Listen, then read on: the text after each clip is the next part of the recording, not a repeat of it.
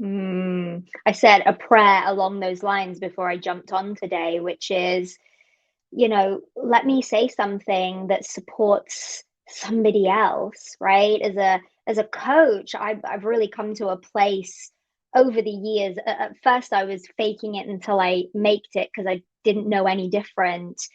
And I think there's an element of that that's helpful. I certainly don't love that phrase today.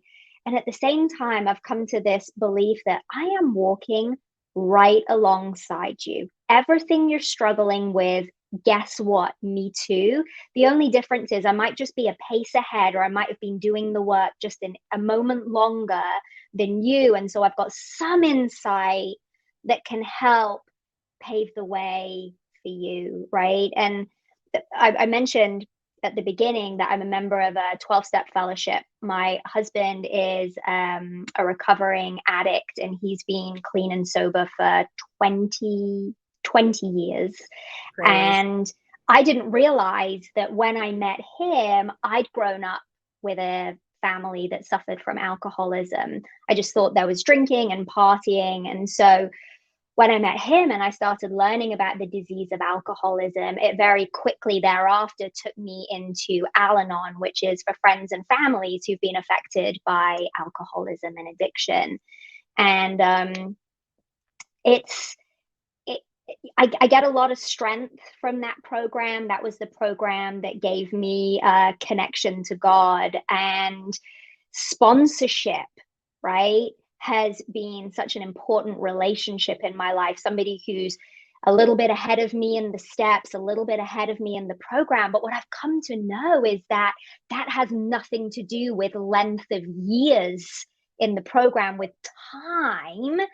It's simply experience and commitment. It typically does, but it just because I've been in the program for 14 years or I've been coaching for 11 or 12 years, it doesn't necessarily mean I have more wisdom. It's more my commitment to the process. And so that back and forth with a client is such a gift. Not only am I giving to them, and maybe, typically I'm a step or two ahead, they give so much to me in return through their questions and their vulnerability that helps me heal exactly the same concerns.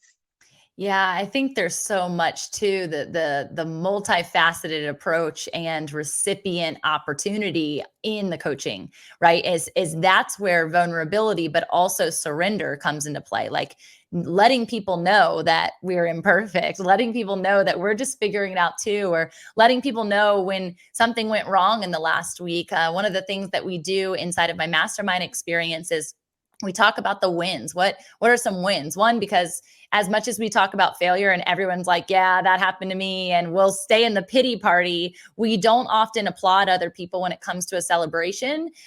Even if we think that we do that very well, giving people kudos, giving people recognition, there's generally this like competitive nature and also this comparison nature of I haven't gotten that far yet.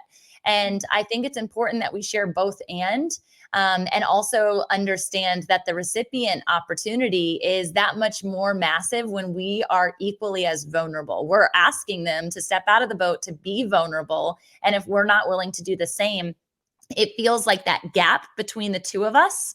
And this is any coaching experience. This is any leadership experience. This is even in my parenting experience, because even though I'm much older than my kiddos, whenever something goes wrong in their day-to-day life or through a sport experience or something, I immediately get down to their level. My husband gets down to their level. We're looking eye to eye and we're saying, man, I know what that feels like. I remember when.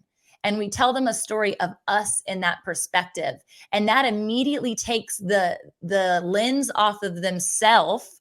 It puts the lens on someone else. And then there's this beautiful zone of comfortability that exists and transparency that exists. And they realize, well, mama and dada are now big and raised, and this doesn't affect them. And so I can be brave and bold and do the same thing.